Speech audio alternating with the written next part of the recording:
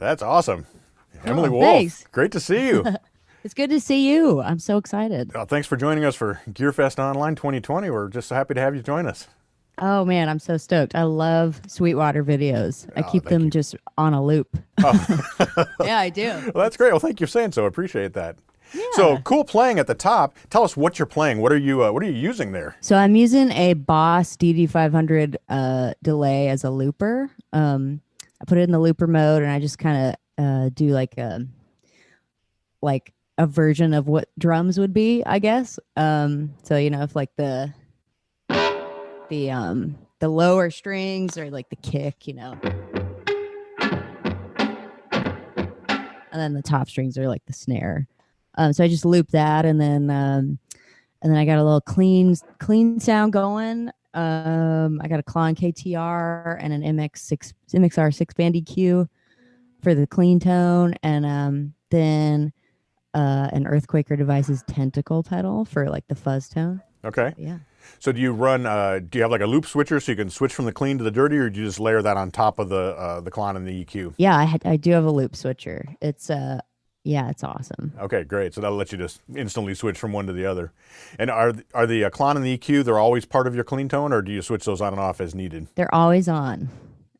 Yeah, I just love the KTR. I love how much clarity it adds to everything, because I like darker pickups and punchier speakers. So it's like if I can get that little clarity from the KTR and the EQ, it's primo. That does it for you, right? Right. Well, since we're talking about gear and going through things, that is your upcoming signature guitar that you're holding? It is. This is my Epiphone Sheridan Stealth, and it's a version of like a take on my original Sheridan 2, which I played for years. I still play it, but yeah, Epiphone approached me to make a signature, and this is the design. It's got diamond F holes and a master tone knob instead of four knobs, and yeah, lightning bolt inlays. What else?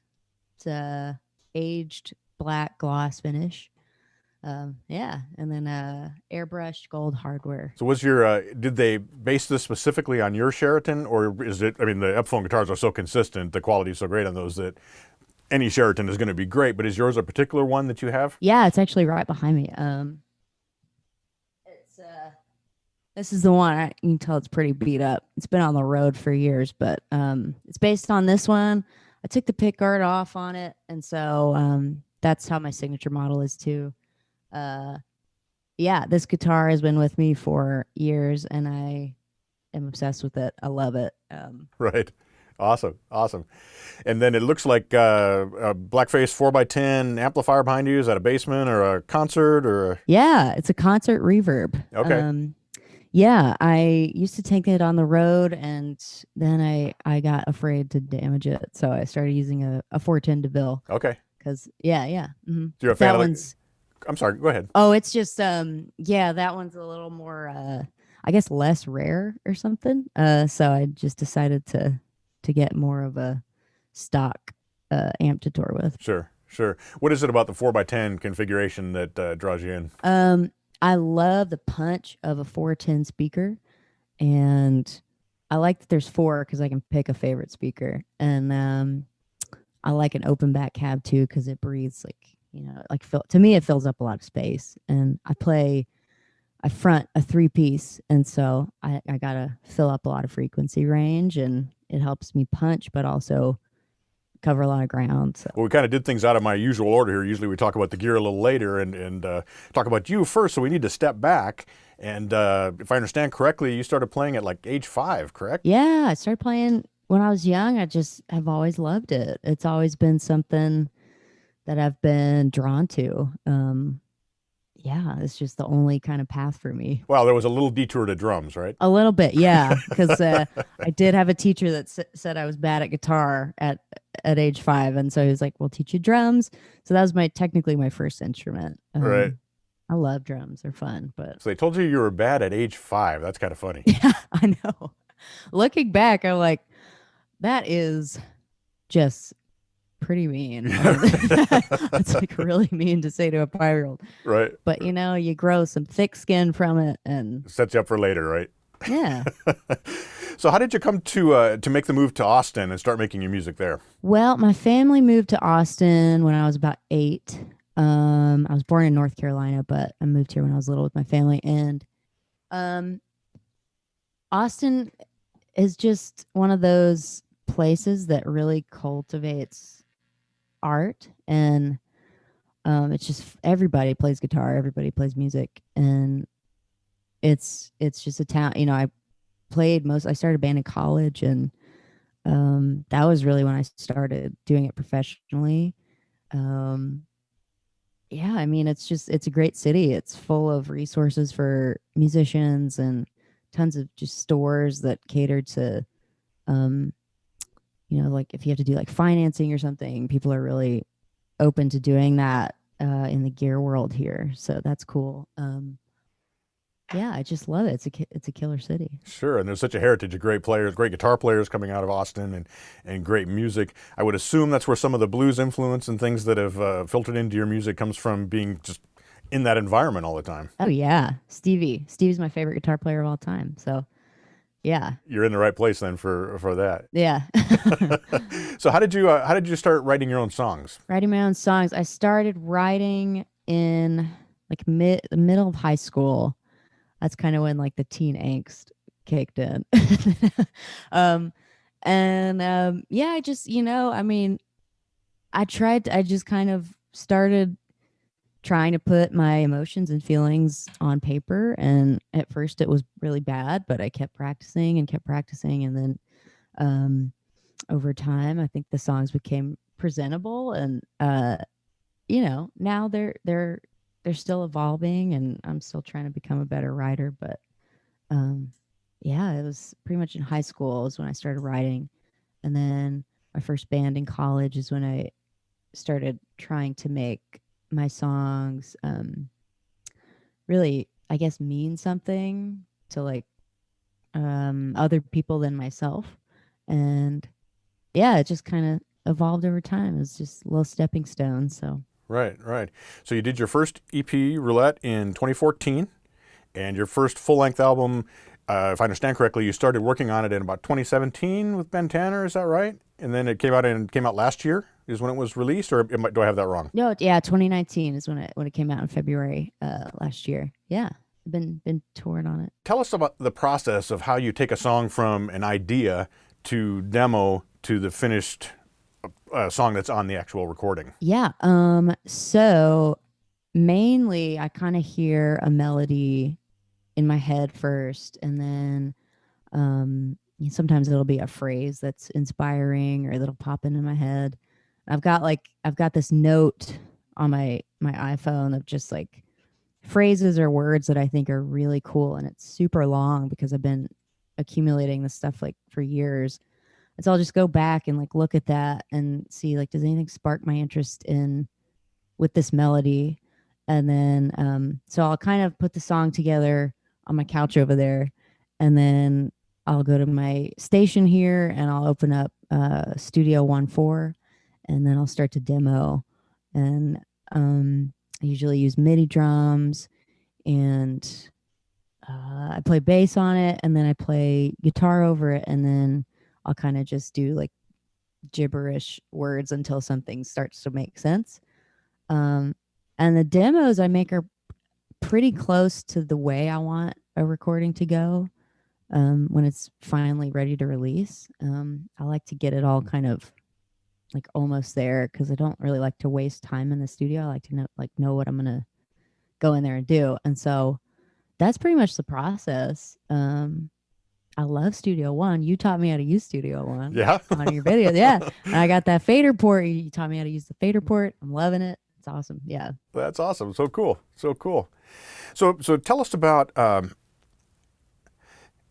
how you choose the tones that you use when you get into the studio and you're fleshing out the songs and doing the arrangements and things, because you use a lot of different sounds, and there's some interesting tones that you put into things. Yeah. Actually, one of my favorite things to do is layer guitars up to create a sound that you can't get from just one guitar or pedal or amp. It's kind of like just mixing paint colors or something. But what I usually do is I love to go direct into the board or use like a JHS color box to get that kind of like crispy bite.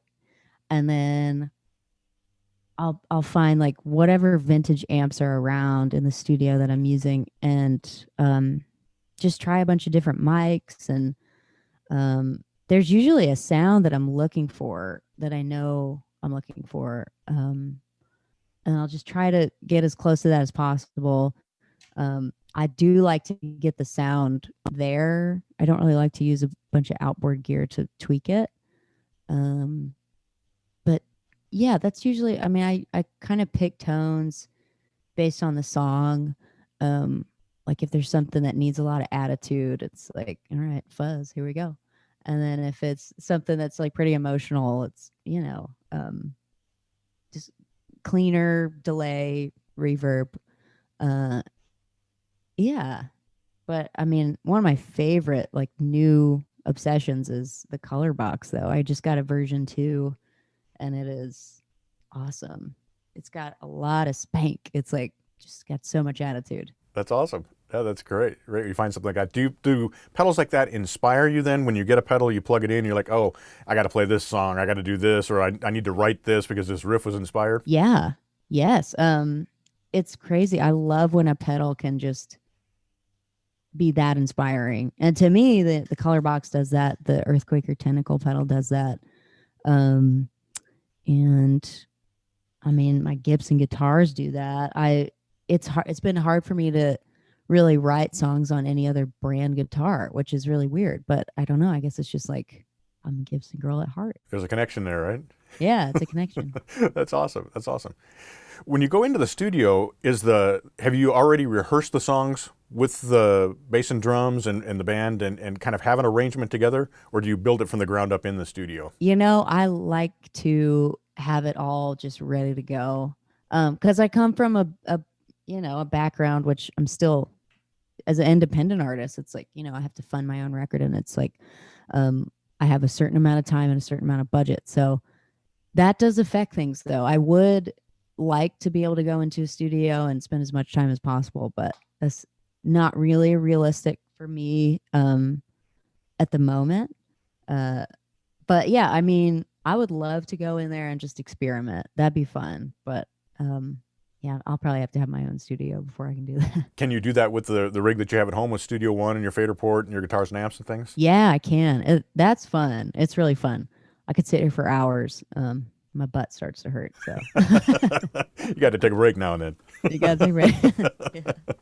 So you've mentioned Gibson and Epiphone, and we've talked a little bit about the signature guitar coming out in your Sheraton. First of all, tell us a little bit more about that Sheraton. When did you get that, and how did you discover that particular guitar was the right one for you? So I was in college and I only had an acoustic guitar starting out when I first started my band in college.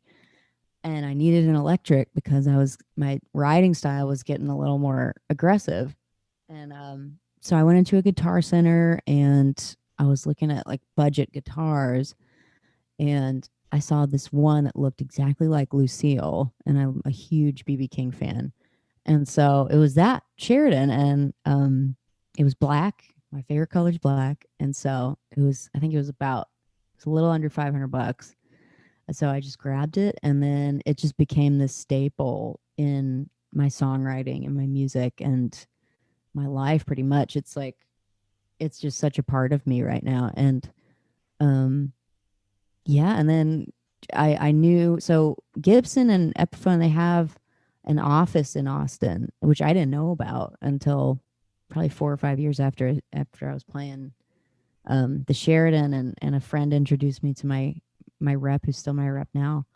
And yeah, we're really good friends. Everybody over there is just so cool and just really, really good people. And it's good to know, just because I love the products, that the people who are selling them and making them are just really amazing people too. Nice. That's awesome. That's awesome when you can feel good about the company that you're working with as well. That's great.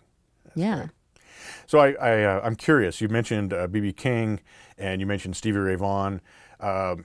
Sometimes when I talk to players, they'll tell me that when they're improvising, they'll play a lick and they'll say, "Oh, that's a BB King lick or that's a Stevie Ray Vaughan lick. I shouldn't do that."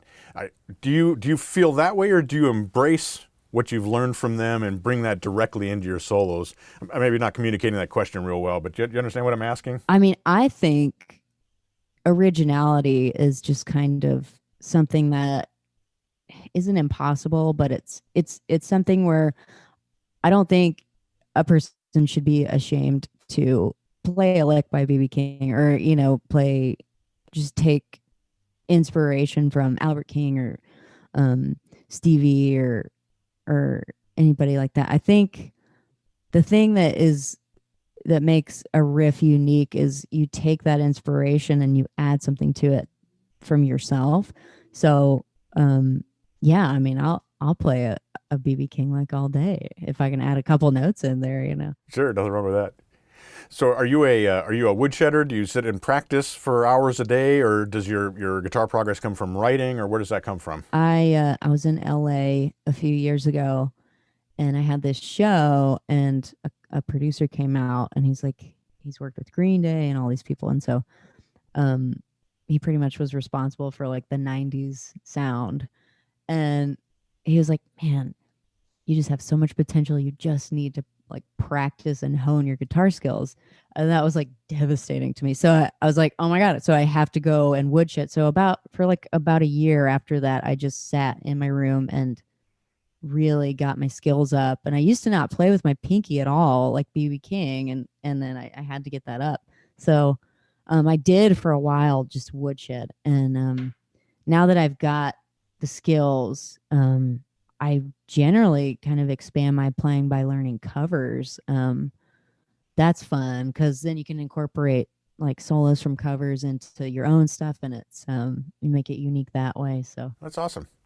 Emily, thanks so much for sitting down with us today. We appreciate you taking time to talk with us and to tell us about your experience as a guitarist and a songwriter. It's all such cool stuff. oh, thanks for having me. I'm a big fan of Sweetwater. Yeah, love the videos. It's awesome. Awesome. Thanks for saying so. Man, it would be so cool if you'd play out for us, if you'd give us a minute or two of some jamming. Cool, of course. All right, thanks. Take care.